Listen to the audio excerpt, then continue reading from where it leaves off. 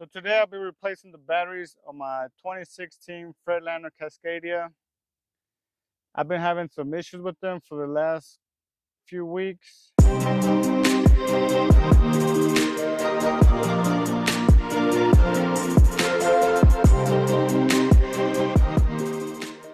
These batteries are pretty much brand new. I barely replaced them last year. It hasn't even been a year since I replaced them. But the first time I replaced them, I think I was in Nampa, Idaho. So the batteries have a 24-month warranty, but I never made it back to Nampa, Idaho to get them exchanged over there. So now I'm here at home in Texas. Now I gotta replace them again here. But the issue with my batteries is, I like to play the Xbox, and I play it with the truck turned off. So so things that would drain your battery while the truck is off is, any type of electronics that you have on, or the inverter if you have it on using it. If you're using the microwave while the truck is off, any the TV. The TV draws way less power, but if you have it running on for long enough, that can kill your battery.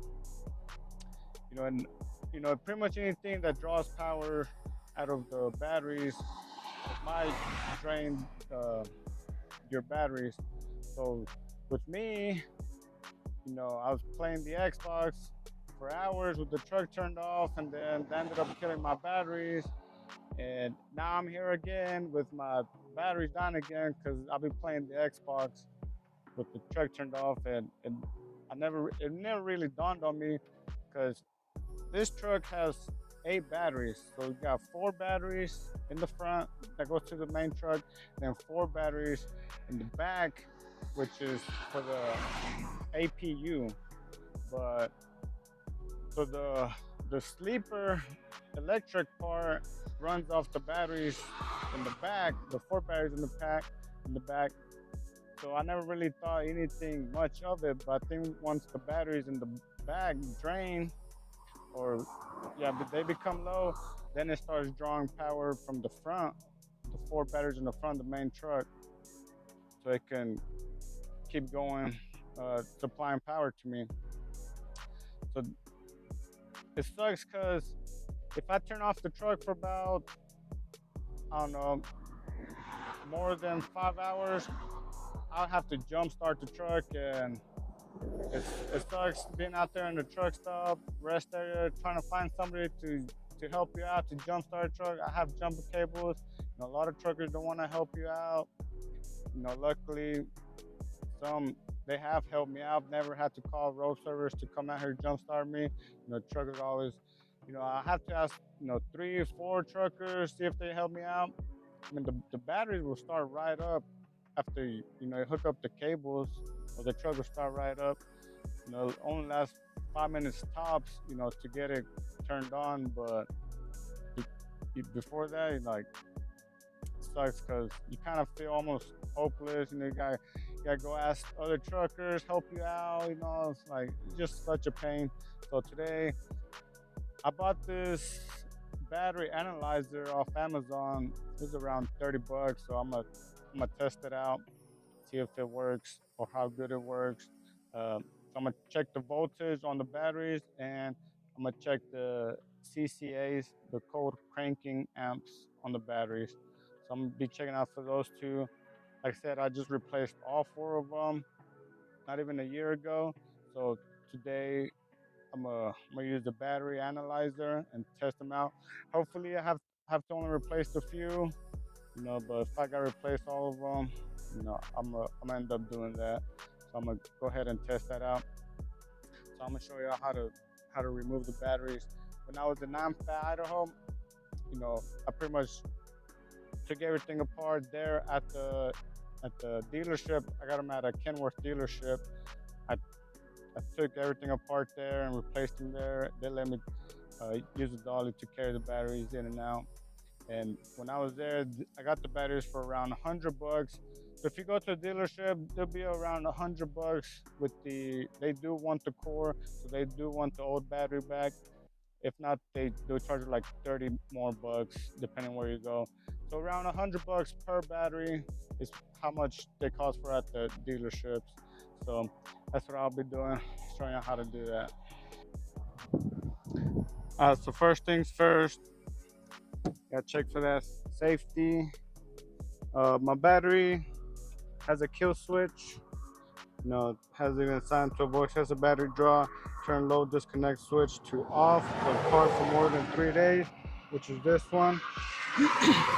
My fridge will keep running if I have that on. You know, I could turn off everything off, you know, inverters or anything else, but the fridge I cannot turn it off without disconnecting it, turning off that switch right there. So when I get home, you know, I'm off for a few days, I go ahead and just flip that off. So you want to disconnect right there, and then you want to get this little yellow deals off. So all you got, it has a pin. You see this pin right here? You just take it out. And you're just gonna lift it up. Lift this thing up. It'll pop right out.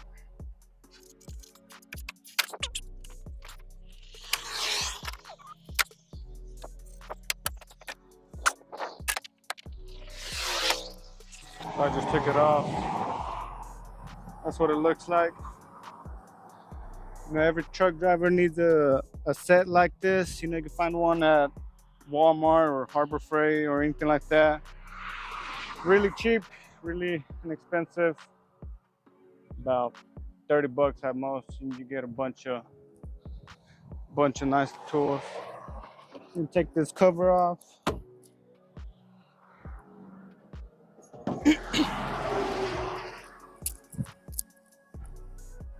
Now you got all the batteries in there. I have 4 batteries. Look at all those cables. When I first replaced the batteries last year, I just started loosening up nuts without even thinking about it. But what you gotta do is you gotta find the nut that is hooked to the actual battery, to the terminal. That way you're not just starting to take everything off. You know, you got cables going everywhere. So you got some cables. I have an inverter in the front. You know, that's part of the cables. And then I got the batteries in the back. That's where you got some cables going to. Then you got cables going to the starter. You got more cables going to jump start studs that have on the passenger side. So cables going everywhere. But the only cables you need to take off, like I said, it's the ones that are hooked up to the battery, to the terminal of the battery. So we're gonna start off by taking off these little nuts right here. That way we can take this piece off, make it easier. We're gonna be using the 11 millimeter.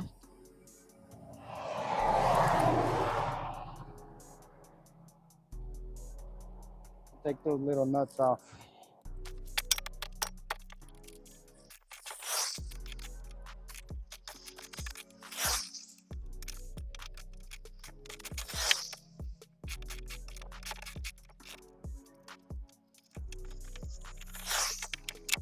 So I was having issues with trying to get in there with this one. I couldn't make it fit right here, and it's not really a deep socket, and the nut in here is kind of deep to get to. So gotta improvise. So I'm using the 11 millimeter with the 7/16, and it should be able to work.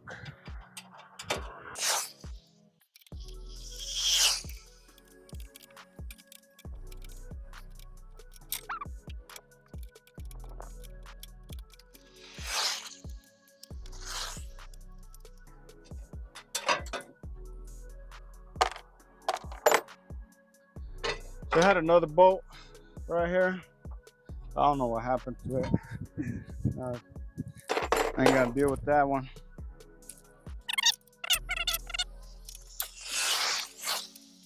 Using a 916 for this one.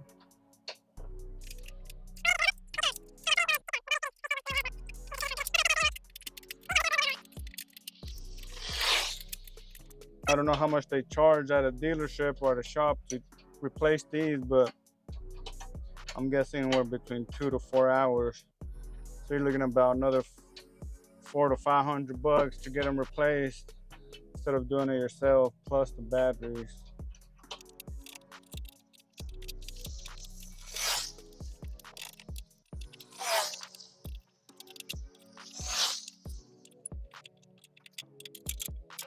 Now I got those off, I'm gonna start undoing the ones connected to the terminal.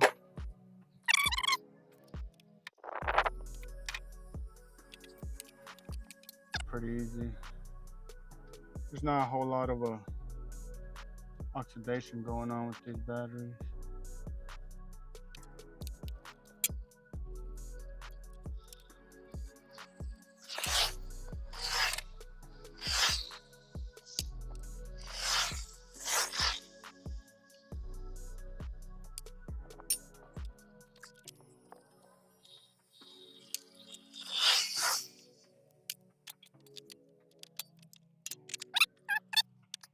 Now remember how the batteries go.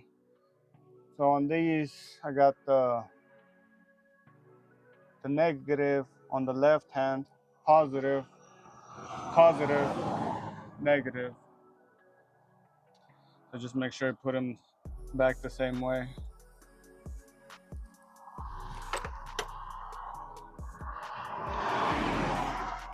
So the best thing to do is to move these cables out the way, is to put a bungee cord and just kind of strap them on top. Let me go get mine.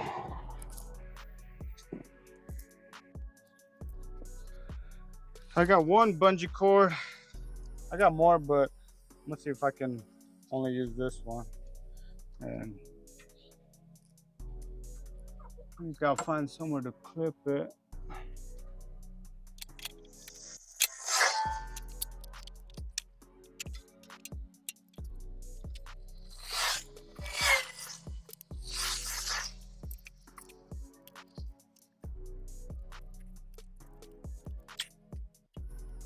So now it makes it easier just to pull out the batteries. Now you just want to move these out the way. Which in the back you got the same thing.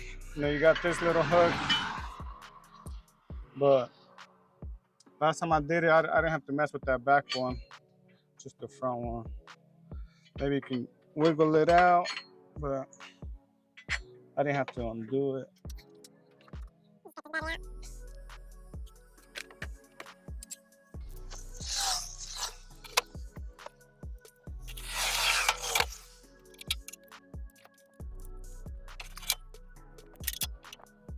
So this is the battery that's gonna be hooked up to the starter, and then you got cables running to the other battery. So this battery most definitely is going to be bad. I already know for a fact. Let me see if I can show y'all something.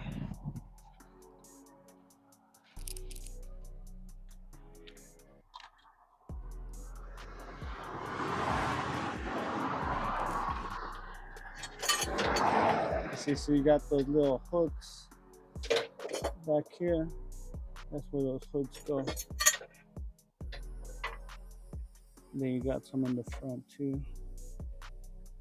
Whenever you put the battery back in, sometimes it's a pain trying to put the little hooks back in. You see that one?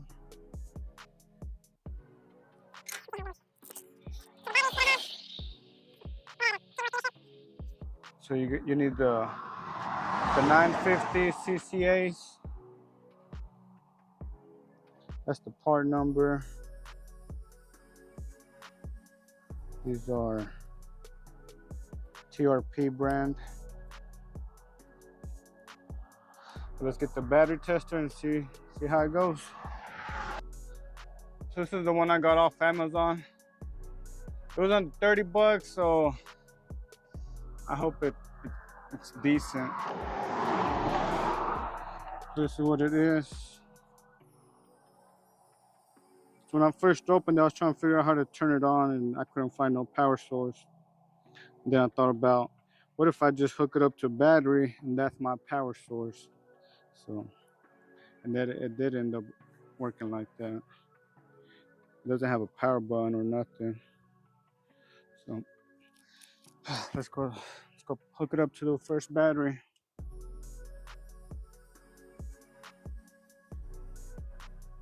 Don't try to put it the wrong way. So you got the positive, negative, positive, negative, positive, red, negative, black.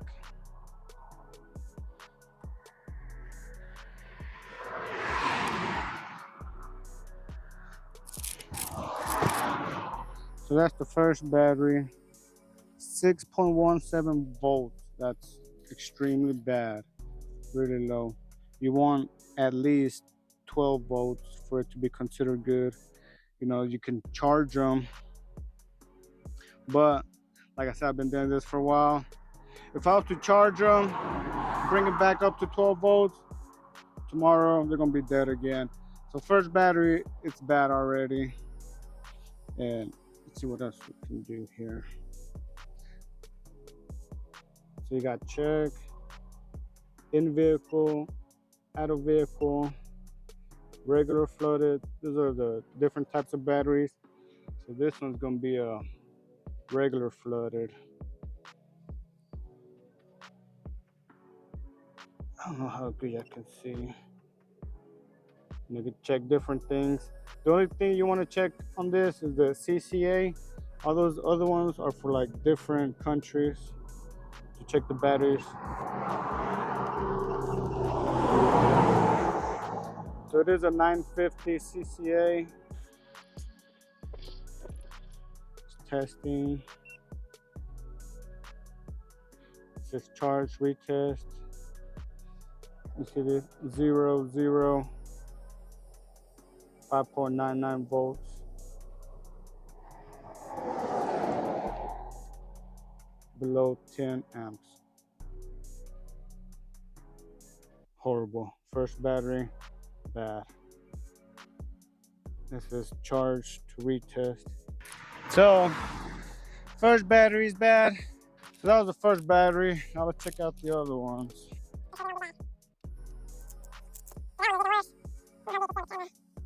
4.87 volts. Check out the code, the CCA code crank amp.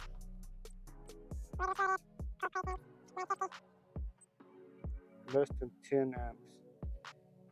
And it needs to be at 950. 5 volts. Yep, definitely bad. 2 bad batteries. Not good.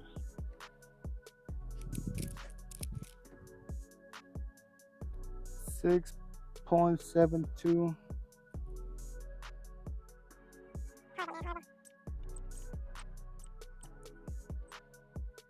$6.13.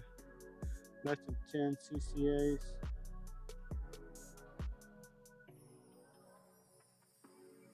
Dang, man, that's three down, 3 they need to replace. Like I said, this one's the one that's hooked up to the starter. I'm guessing that's gonna be the worst one.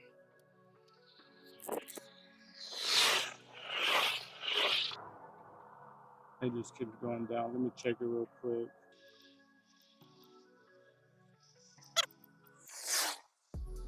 It don't even let me check it. It's probably so bad that it doesn't even give me any type of information.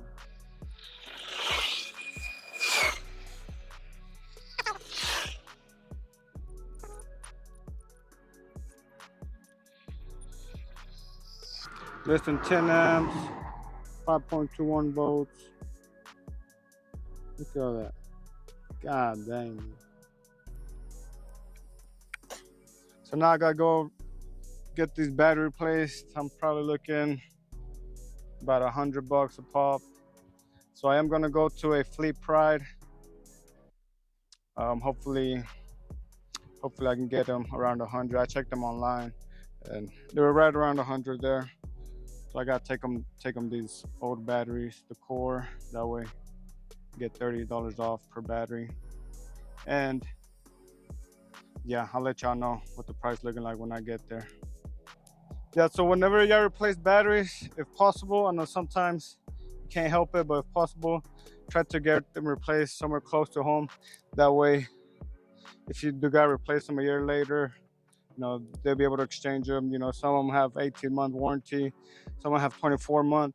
This one has 24 months, but I'm not close to the dealership where I was in Idaho, and how these dealerships are. They're independently owned dealerships. That's why you got like different names. You might have they're Freightliners, but they're different names. Like the Freightliner I'm close by, it's Lubbock Truck Sales, but they have Freightliner parts.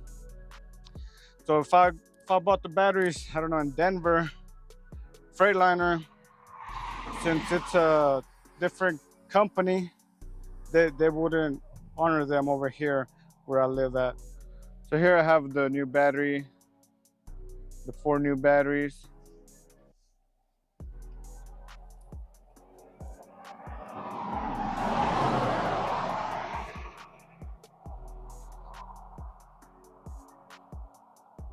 These are 1,000 CCAs,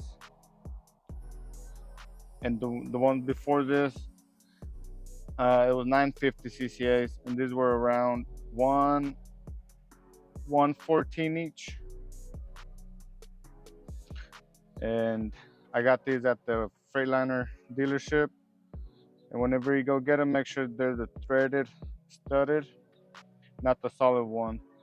I don't believe they sell these at Walmart.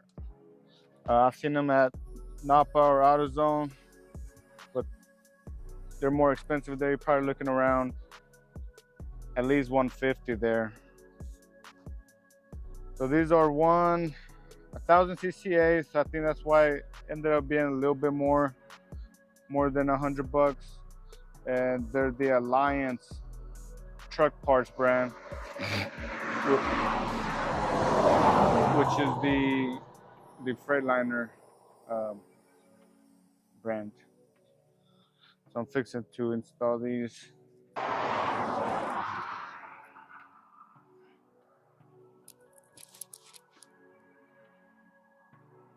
You can see 12.72 volts.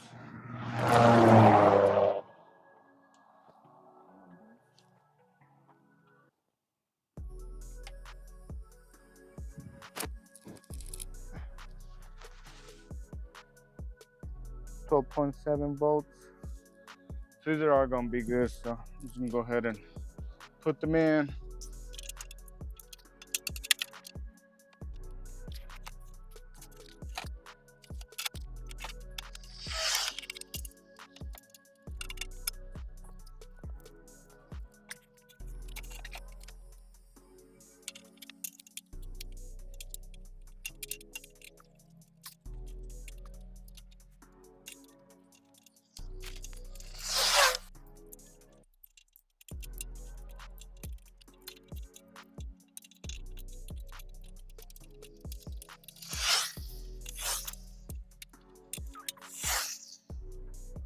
So I just had to unscrew this a little bit, just so I can get some more slack right here.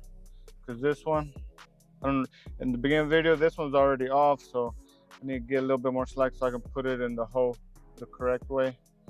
So that's what I was doing.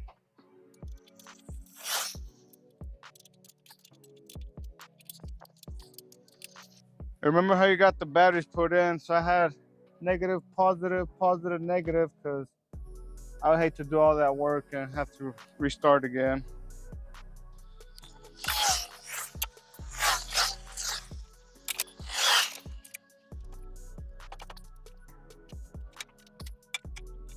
So you want to try to have this hook, this part, the hook in the back, you want to try to have it on already, because if you take this part out and you try to put it in after you put the battery, you're gonna have a hard time.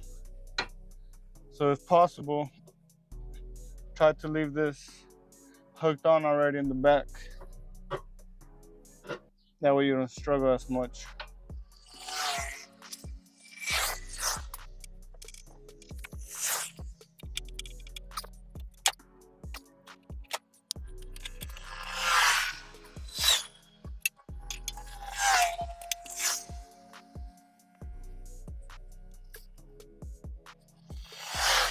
Before you start tying these up, which I already tied this one up, before you start tying these up, make sure you're able to align the cables to the batteries, just in case you got to move the batteries a little bit. So that's what I'm fixing to do.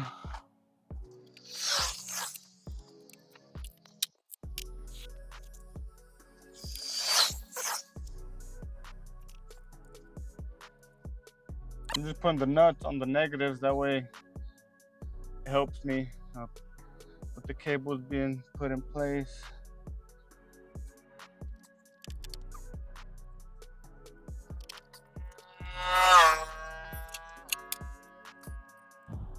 I'm gonna use a little pry bar.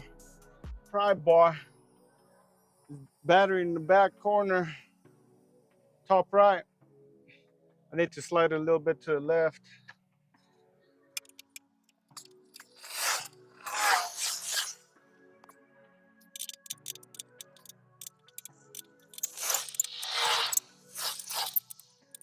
Remember, you got 8 nuts to tighten up.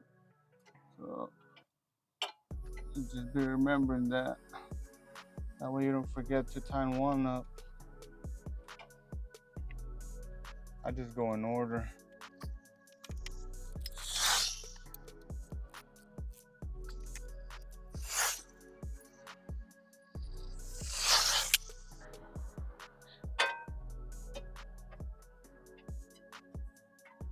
Now you put everything back. That's it, folks.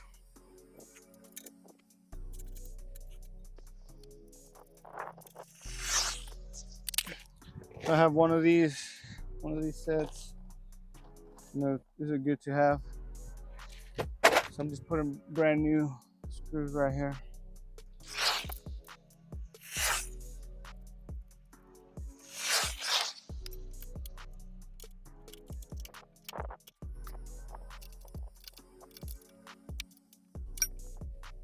Had another one right here, but I don't know where it went.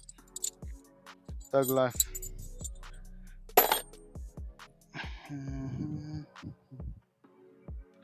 That's it. Gotta put the cover back on and then put the side skirt. And we are good to go. I got a load picking up for about 90 miles from where I live, headed to Ontario, Oregon.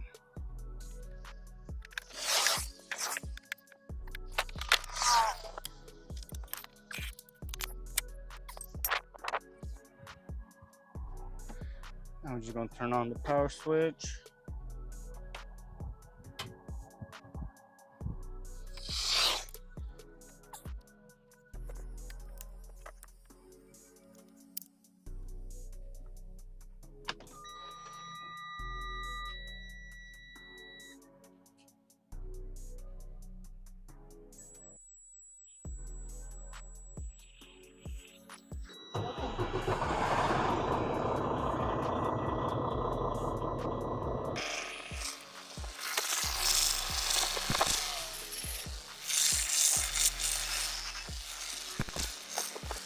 That oil field, baby. West Texas.